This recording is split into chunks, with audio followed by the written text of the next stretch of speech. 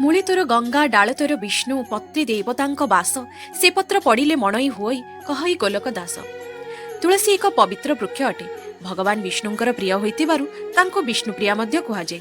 ସେଥିପାଇଁ ଯେଉଁ ମନୁଷ୍ୟ ତୁଳସୀ ମାଙ୍କ ପୂଜା କରେ ଦାରିଦ୍ର୍ୟତା କେବେ ତାର ପାଖ ପଶେନି, ସେମାନଙ୍କର କେବେ ଦୁର୍ଗତି ମଧ୍ୟ ହୁଏନି। ଏପରି ମନୁଷ୍ୟ ଭୟଙ୍କର ପାପରୁ ତଥା ନର୍କ ଭୋଗ କରିବାରୁ ମଧ୍ୟ ରକ୍ଷା ପାଇଥାଏ। ଏସବୁ ସମ୍ପୂର୍ଣ୍ଣ ଭାବେ ଜାଣିବା ପାଇଁ ଚାଲନ୍ତୁ ଏହି କାହାଣୀଟି ଦେଖିବା।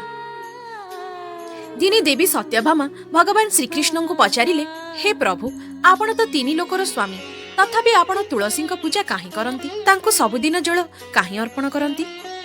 ମୋତେ ତୁଳସୀଙ୍କ ଜଳ ଅର୍ପଣ କରିବାର ମହତ୍ଵ କ'ଣ କୁହନ୍ତୁ। ଭଗବାନ ଶ୍ରୀକୃଷ୍ଣ କହିଲେ, ମୁଁ ତୁମକୁ ଏକ ପ୍ରାଚୀନ କାହାଣୀଟିଏ କହୁଛି, ସେଥିରୁ ତୁମେ ତୁଳସୀ ପୂଜନର ମହତ୍ଵ ଜାଣିପାରିବ। ପୂର୍ବ କାଳରେ ଅବନ୍ତିପୁରୀଠାରେ ଧନେଶ୍ୱର ନାମକ ଜଣେ ଭ୍ରଷ୍ଟ ବ୍ରାହ୍ମଣଟିଏ ଥିଲା। ସେ ସବୁବେଳେ ମିଛ କହୁଥିଲା। ସେ ଚୋରି, ନାରୀ ଆଉ ଜୁଆ ଖେଳିବା ଆଦି ଅନେକ କୁକର୍ମ କରିବାରେ ଲିପ୍ତ ରହୁଥିଲା। ବ୍ରାହ୍ମଣ ହେବା ସତ୍ତ୍ୱେ ସେ କେବେ ବି ପୂଜାପାଠ କି କୌଣସି ସତ୍କର୍ମ କରୁନଥିଲା। ଦିନେ ସେ କିଛି କିଣାବିକା କରିବା ପାଇଁ ମହେଶମତି ପୁରୀରେ ଯାଇ ପହଞ୍ଚିଲା। ସେଠି ନର୍ମଦା ନଦୀ କୂଳରେ ଗୋଟେ ଆଶ୍ରମଟିଏ ଥିଲା। ବ୍ରାହ୍ମଣ ଯାଇ ସେ ଆଶ୍ରମରେ ରହିଲା।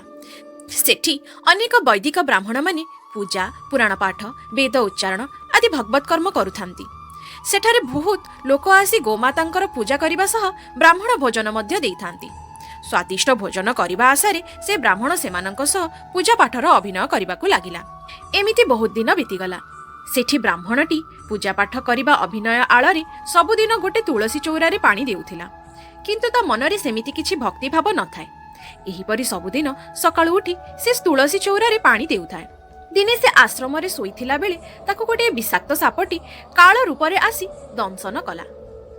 ସକାଳୁ ଯେତେବେଳେ ଅନ୍ୟ ବ୍ରାହ୍ମଣମାନେ ତାକୁ ଅଚେତ ଅବସ୍ଥାରେ ଦେଖିଲେ, ସେତେବେଳେ ସେମାନେ ତା ପାଟିରେ ତୁଳସୀ ପତ୍ର ଓ ତୁଳସୀର ଜଳ ଦେଲେ। ସାପ ବିଷରେ ତାର ମୃତ୍ୟୁ ହୋଇଗଲା। ମୃତ୍ୟୁ ପରେ ଯମଦୂତମାନେ ଆସି ତାର ଆତ୍ମାକୁ ନେଇଗଲେ।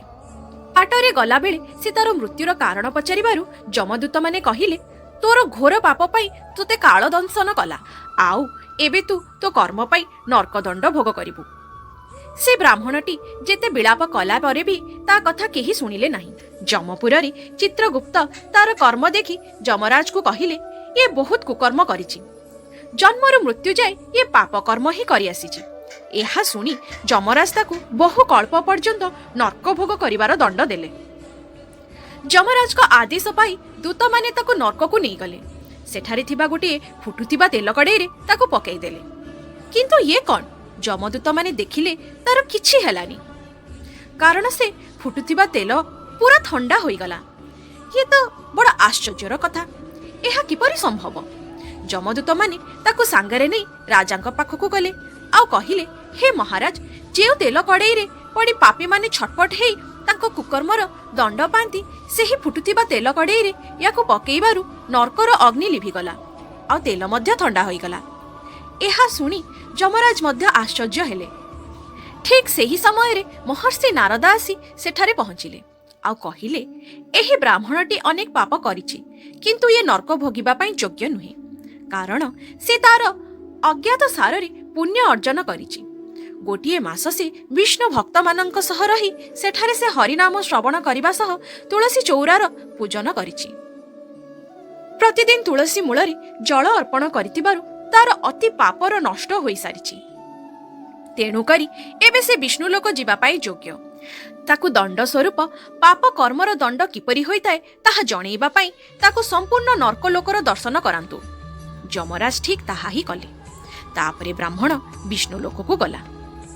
ଭଗବାନ କୃଷ୍ଣ କୁହନ୍ତି, ବନସ୍ପତି ବା ବୃକ୍ଷମାନଙ୍କ ମଧ୍ୟରେ ତୁଳସୀ ମୋର ଅତି ପ୍ରିୟ। ତେଣୁକରି ଯେଉଁ ମନୁଷ୍ୟ ସବୁଦିନ ତୁଳସୀ ବୃକ୍ଷର ପୂଜା କରନ୍ତି ଓ ପ୍ରତିଦିନ ତା ମୂଳରେ ଜଳ ଦିଅନ୍ତି, ସେମାନେ ମୋର ଅଧିକ ପ୍ରିୟ ଅଟନ୍ତି। ତାଙ୍କର କେବେ ଦୁର୍ଗତି ହୋଇନଥାଏ, ସେମାନେ ନର୍କ ଭୋଗି ନଥାନ୍ତି। ତୁଳସୀଙ୍କ ନିତ୍ୟ ଦର୍ଶନ ଦ୍ୱାରା ସ୍ୱର୍ଗ ପ୍ରାପ୍ତି ହୋଇଥାଏ। ଏହିପରି ଭାବେ ଭଗବାନ ଶ୍ରୀକୃଷ୍ଣ ଦେବୀ ସତ୍ୟଭାମାଙ୍କୁ ତୁଳସୀଙ୍କ ମହତ୍ଵ କଥା ବୁଝାଇଥିଲେ। ତେବେ ଭିଡ଼ିଓଟି ପସନ୍ଦ ଆସିଥିଲେ ଲାଇକ୍ କରିବେ ଆଉ ଏହିପରି ଭଗବତ କଥା ଶୁଣିବା ପାଇଁ ଚ୍ୟାନେଲଟିକୁ ସବସ୍କ୍ରାଇବ୍ କରିବେ। ଜୟ ଜଗନ୍ନାଥ।